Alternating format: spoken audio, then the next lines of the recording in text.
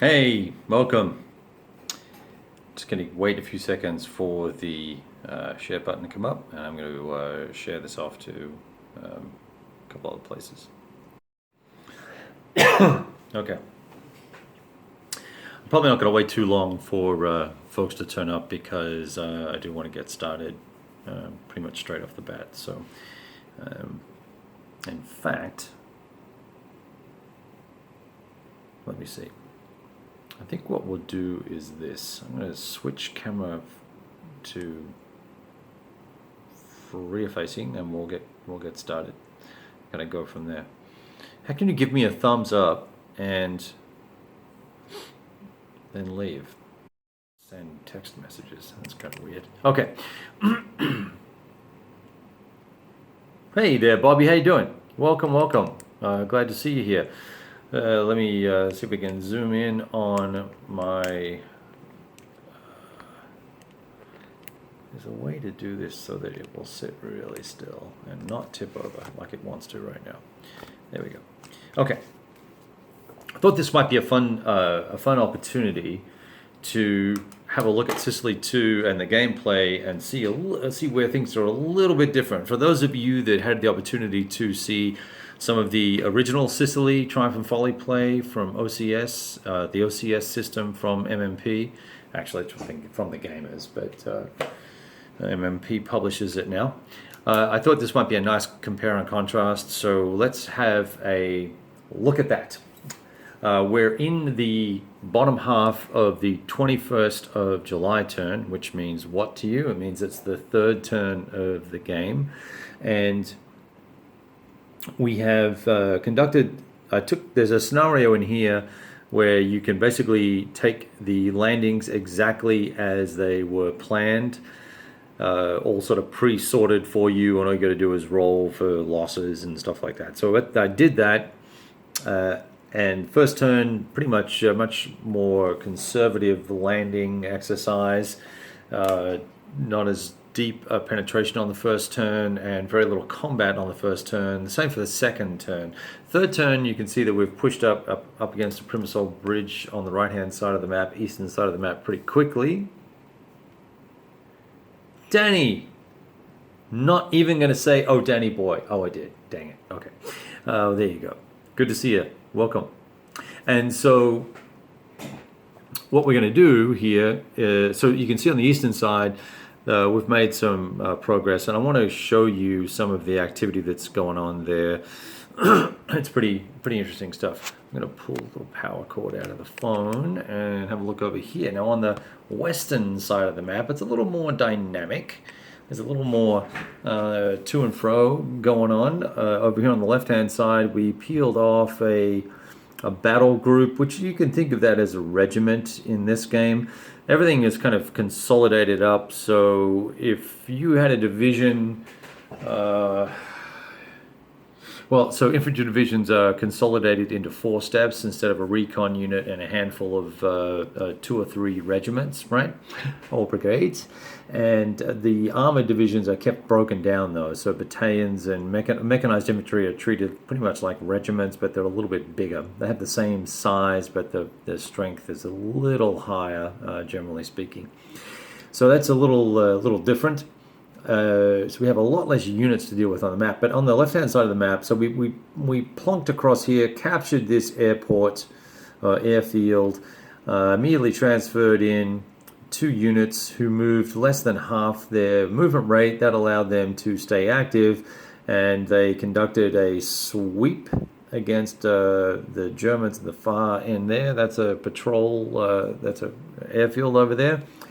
The sweep was successful in the fact that we put down those patrol units, potential interceptor units, but I lost a step and they lost a step, and we're all inactive now for the rest of the turn, which meant that if in the reaction phase of the turn the Germans decided to try and bombard or conduct an airstrike against the American forces here, arrayed to attack the already disorganized Italians here, that where they would have no means of intercepting that strike.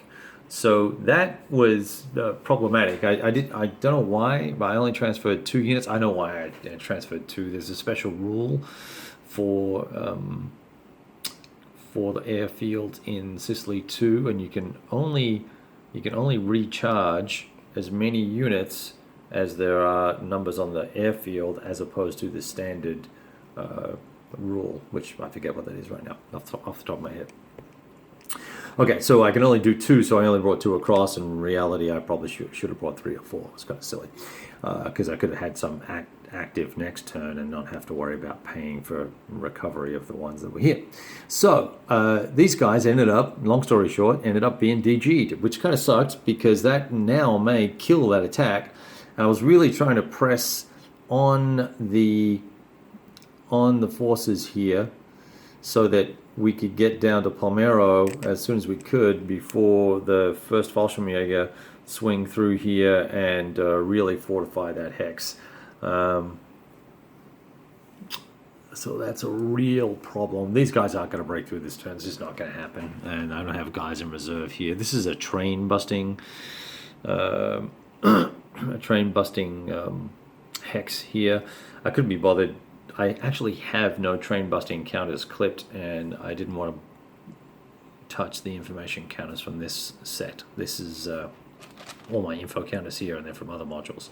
Okay, so that's the western edge of the map. And so one of the first things we have to do, we're in the combat phase, so one of the first things we have to do is decide if we want to do this attack here. And it's 2 factors, halved, it's going to be 2. And then I've got half a division here. And there's this prorating exercise that you can go through, but I basically just take half. So that's going to be a 5.5 there.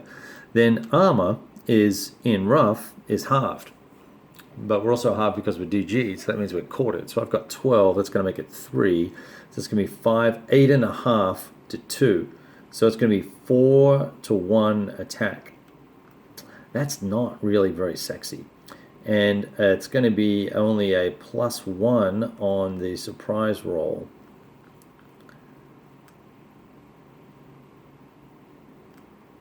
And I don't know if I want to do that. And before I get too excited, I need to make sure I can actually reach. I know that I can reach from here. So I've got enough support. I can get 3T to do it. Do we want to do it? Do we want to attack? Fuck it, let's do it. So here we go. We're going to roll for surprise. We're going to roll 2d6, and we're going to add 1 to the die roll. We need to roll high. 6 is not high enough. That's going to be a 7. But it is enough to prevent it from being defender surprise and a 2-column shift. So now we're faced with a raw 4 to 1 attack. A raw 4 to 1 attack with a +1. I really don't like these 2 dice I'm going to roll, but I'm just going to live with it. I'm going to be a big boy, and we're in close terrain, no less. Or is rough very close? Close. Okay, here we go. You suck. Okay, this is going to be bloody. So it's a 6. +1 is a 7, so entirely average die roll. 4 to 1 table in close terrain. Yep. AO1, DO1. All right. So I got to lose a dude. And these guys can lose the dude or retreat. And they will. Retreat 1 hex. How's that for chicken? Nuggets. Well, something. Fuck, crying out loud. Oh, I took an AO1. AO1, AO1, AO1. You know what? I can retreat. These guys, and they can stay. I can retreat.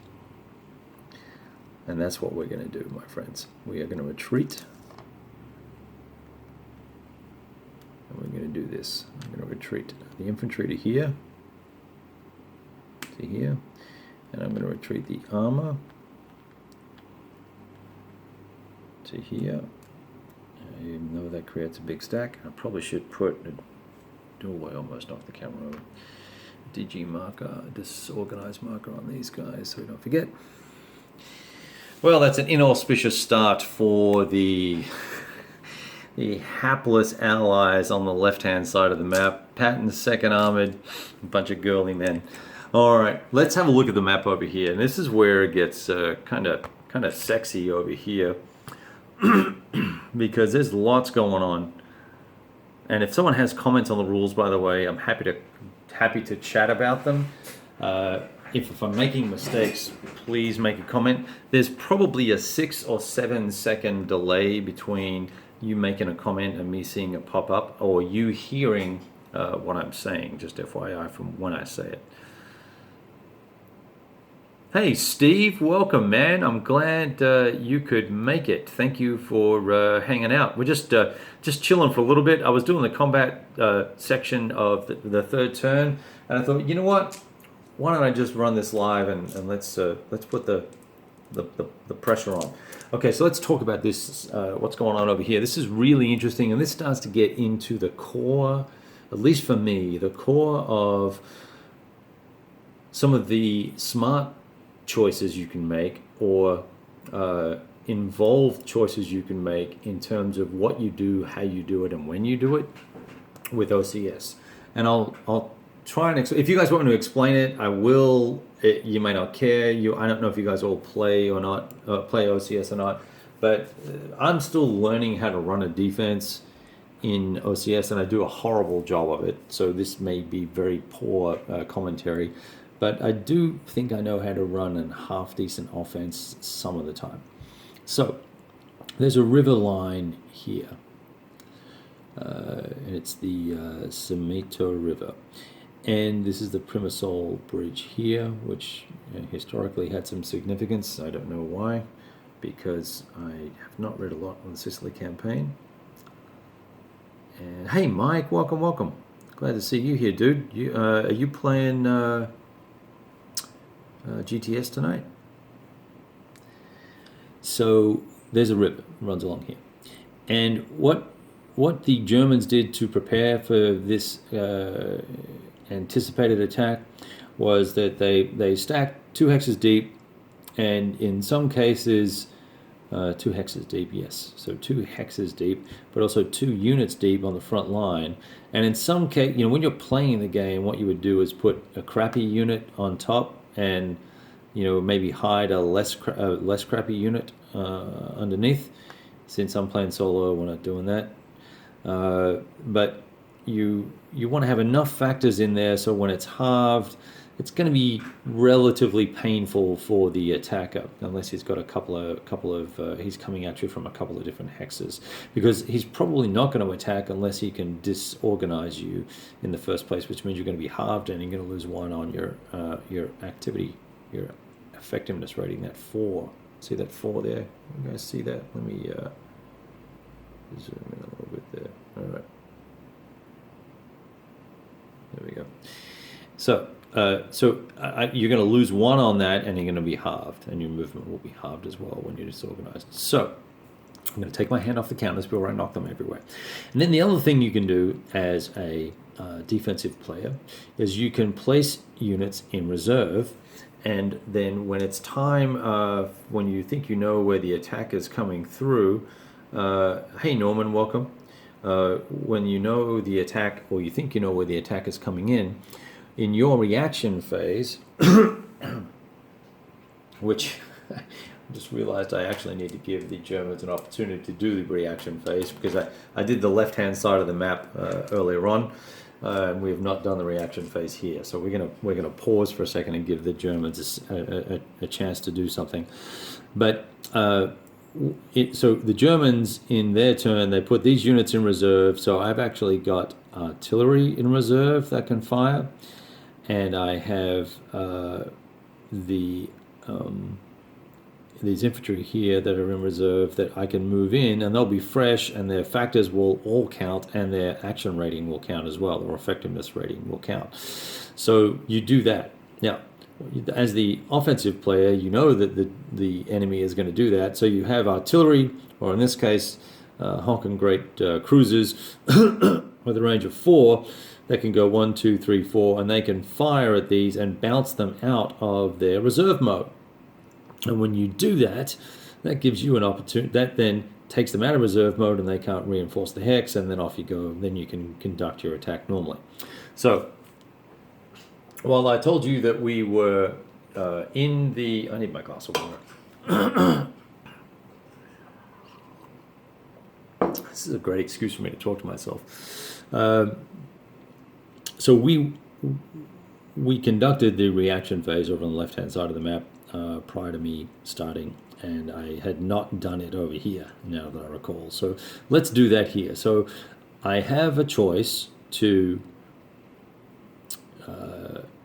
yes, I have a choice to send aircraft in, which, I think I actually did that already, and those attacks failed. That's why this guy over here is turned to the right, because he warded off an attack. So we got that going for us, which is nice, but we did not release our units out of reserve mode. So I am going to take this dude here, and I'm going to move him up 1 to there. Actually, I'm going to go 1, 2 to there, because I think all of these units here will attack here. Now this guy can't attack, but that guy can. Let's just swap those around. All right. Okay, so that will give us a fresh unit. Unfortunately, he's only 3 rated, right? But that's okay. It's an extra 2 factors in that hex. And this dude is in reserve. Now, what I'm going to do is spend some supply, and there's some supply just here somewhere, I hope. Yeah, there's a donkey's worth of supply. I'm going to flip that dude over and make him empty, because I think 19 factors is probably going to be 3T to do it anyway. Yep. And we'll just put a 1T residual. Let me just get the counter for you. I'll just put the 1. Nope, that's the wrong one. Someone, i.e. me, has mixed up his counters. So there's a 1 on that donkey right there. And I'm going to fire 19. I'm going to shoot into this hex here. And we're going to see if we can't bust up that attack. So I'm going to roll an artillery barrage.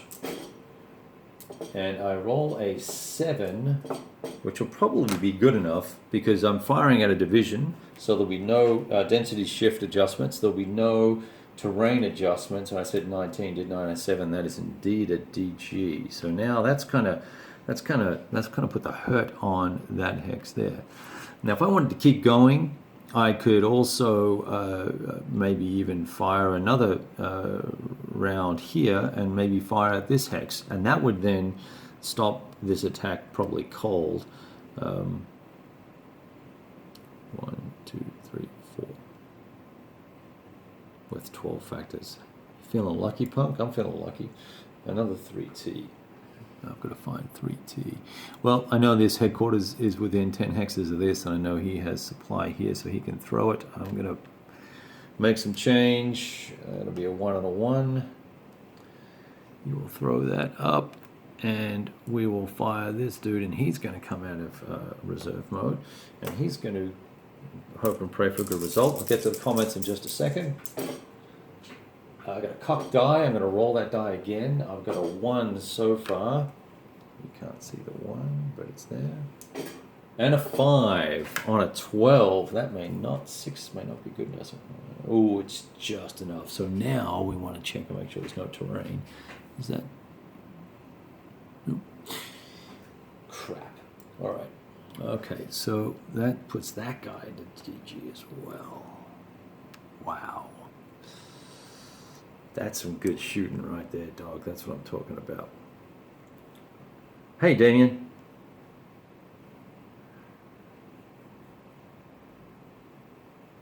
I'm right in the middle of doing this, so let me... Tony, good to see you, buddy.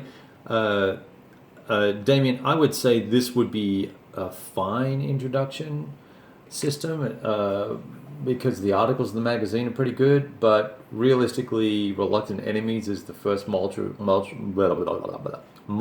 you should buy, because it has lots of supporting tools and things. So you could buy that, play it. If you like it, you'll be able to sell it and get your money, most of your money back.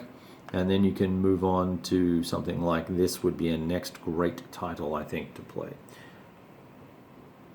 Okay, so we just conducted part of our reaction phase as the Germans, and one of the things that we could continue to do here, I've got to pay for fuel here. I can move this guy up with a 5.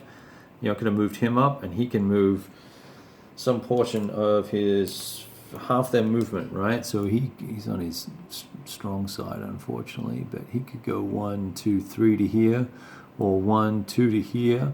I'm not, the only hex I would still be worried about is this hex, and I think I'm going to be okay there, possibly. Should I do something about it? I don't know.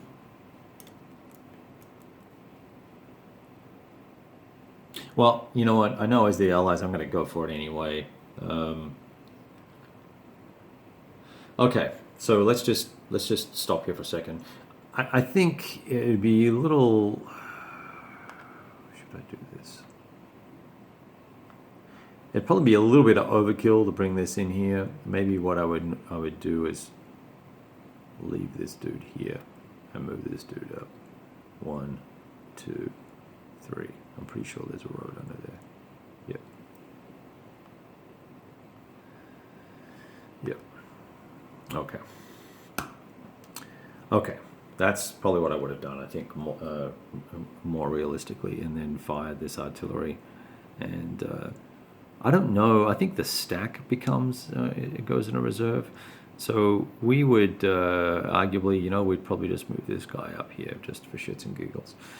All right. That would make sense. Now, that would be the end of the reaction phase. We would then get into this combat phase, which we wrapped up over on the left-hand side of the map already.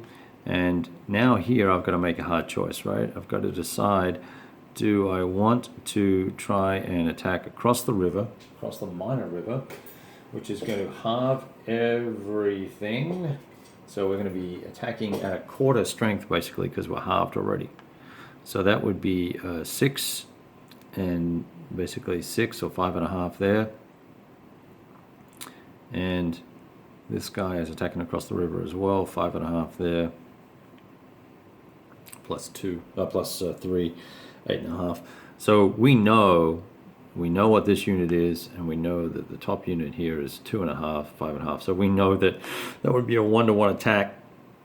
Now with a negative on the surprise die roll, so that is not a good attack to make. Let's have a look at this hex here.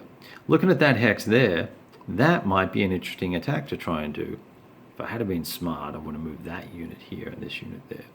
Nevertheless, the 51st Infantry Division, which you can just see behind the reserve stack, see that guy right there? I know that's a little blurred, but I don't want to focus it for a 2-second shot. Let me see if I can get around. Can you see a little bit better that way? That would be, yeah, that's still a tough attack. Because I technically don't know what's underneath this. I'm not allowed to look, because that's just the way the system works. So, you know, I don't think I'm going to be able to attack. So that's what the Germans have done. They've bought themselves a turn, right? At the end of my turn, these things are coming off, and we can, you know, go back at it next turn. But these guys have managed to stave off the wolves. Well, that really sucks, because I've got all these dudes in reserve here, which I paid fuel for. We were planning on breaking through in one of these hexes, either this hex or this hex, and punching through, and then doing an overrun here, or maybe even here. Of course, in an ideal world, if I'd had enough artillery and stuff available, I would have tried to DG this hex as well, because you want to DG all the hexes that you want to try and overrun, so you've got a better chance of being successful with those overruns.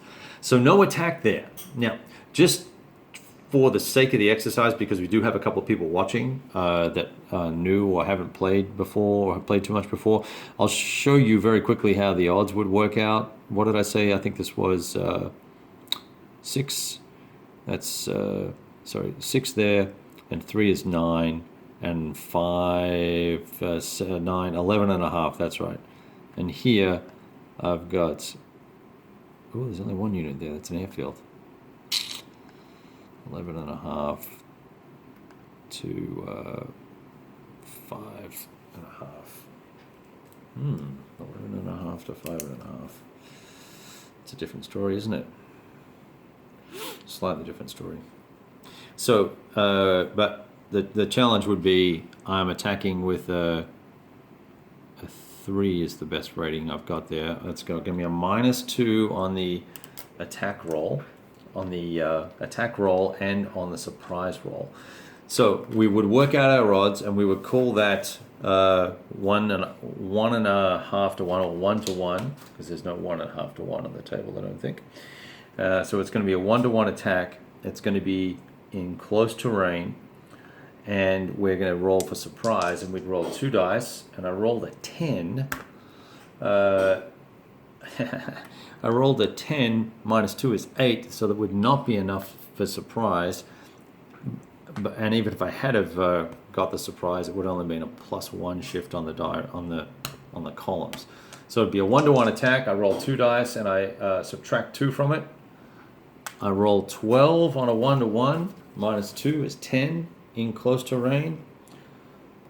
That's going to be AO1, DO1, and that means that the attacker must take his option first, and he would retreat, and then the defender would choose his option, and he would probably retreat as well. I think is how that works. Okay.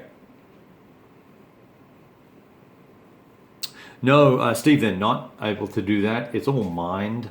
It was very heavily mined over there, and there's very heavy flak up there, and you really got to have a death wish to try and head up into that part of the world.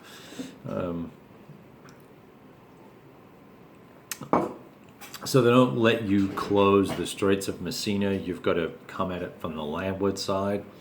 You can certainly interdict the hexes up there, and you can mess around with the hexes. So once the Germans got the all clear to be allowed to start exiting off the board, I would start sending air missions along here and running interdiction missions that would add cost to the movement rate. Also add cost to the gee whiz. They would add a penalty to each hex in terms of the cost that you would have to pay to go through that hex. Man, that was painful. Okay, so that's how that attack would have worked out if we had have run it. I'm glad I didn't, because I wouldn't want to have had to retreat all these chaps and be forced back. So what will happen next turn is we're going to have to, it'll be the end of the turn now, we're going to do cleanup, and I'm pulling my DG markers off. And depending on what happens here, who gets initiative next, the Allies are going to have the opportunity to refit all of their aircraft. These guys need to go back. They did their job. Refit all the aircraft and come back in if they win initiative, whereas the Germans have already spent most of their aircraft, so they'll be at a disadvantage, and they're still DG'd. So we're going to have another shot at this, plus they have also, see, I could come in and try and DG both these hexes again on these two guys, knock them their status, change their status. That will then force the Germans once again to try and release some other units out of reserve if they have any. They don't. There's artillery. And up here, oh, there's one unit they could bring down, which is kind of crappy. So that will put the Germans in a pickle if they get initiative, if they don't get initiative next turn. So since we're here, why don't we roll for that? Red is the Germans, white is the Allies. There you go. The Allies are going to have initiative. I'm going to move the turn track. I'm going to move that down there. We get a bunch of our sunken landing craft back. So now, next turn, as we move into the gameplay for the next turn, which I am probably not going to live stream right now, we are going to have a very interesting situation where the Allies will probably focus on DGing these two hexes. Not knowing what's in there, they will probably try and knock that hex out with an airstrike, and possibly that hex as well, just to guarantee that they are able to hit these two hexes here and face no swarthy Germans or Italians sneaking in and ruining our attacks. Is this all V2 now? Hey Kevin, welcome. I don't know what you mean, buddy. This is Sicily. Is this what we're looking at? Is Sicily II? Yes, if that's what you're asking, no. Okay, so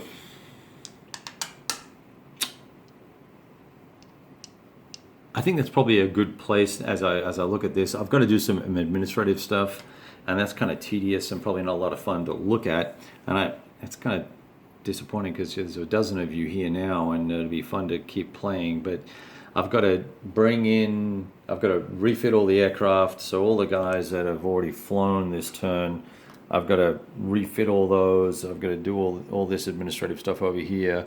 I've still got shipping forces to ship in. I've got reinforcements to roll for. I got guys stuck in floating boxes. I can't get these frickin' this supply or this HQ onto the map yet because of how long it takes for the rotations to occur with the landing craft. So there's a lot of itty-bitty stuff I need to do, and that will just get real tedious real quick, and I think we'd be better off me reconvening in a couple of hours, go eat dinner and all that sort of fun stuff, and maybe we'll get back online at 8 or 9 o'clock tonight or 9 o'clock tonight Central Time. So thank you for checking in. Talk to you soon.